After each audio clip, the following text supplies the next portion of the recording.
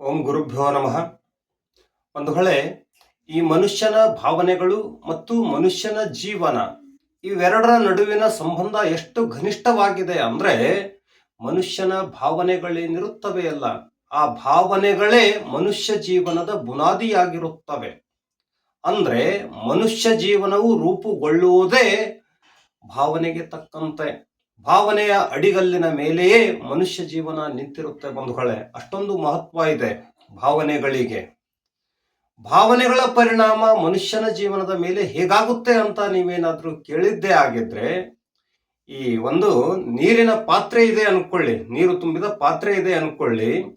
ಆ ಪಾತ್ರೆಯಲ್ಲಿ ನಾವೇನಾದ್ರೂ ಬೆಲ್ಲ ಅಥವಾ ಸಕ್ಕರೆಯನ್ನ ಇಟ್ರೆ ಕೆಲವು ಸಮಯದ ನಂತರ ನೀರೆಲ್ಲ ರುಚಿಯಾಗಿ ಹೋಗುತ್ತೆ ಅಥವಾ ನೀರೆಲ್ಲ ಸಿಹಿ ಆಗುತ್ತೆ. ಇದು ನಿಮ್ಗೆ ಗೊತ್ತಿದೆ.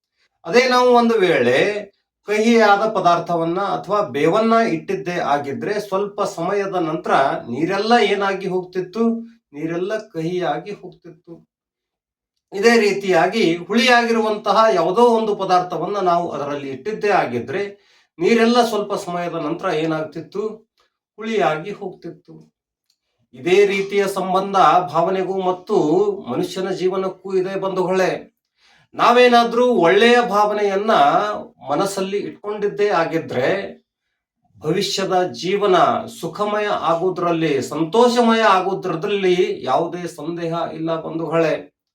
ಅದೇ ಒಂದು ವೇಳೆ ನಾವೇನಾದ್ರೂ ಕೆಟ್ಟ ಭಾವನೆಗಳನ್ನ ಮನಸ್ಸಲ್ಲಿ ಇಟ್ಕೊಂಡಿದ್ದೇ ಆಗಿದ್ರೆ ಮುಂಬರುವ ಜೀವನ ನರಕ ಆಗಿರುತ್ತೆ ಬಂಧುಗಳೇ. ಇದರಲ್ಲಿ ಯಾವ ಸಂದೇಹನೂ ಇಲ್ಲ.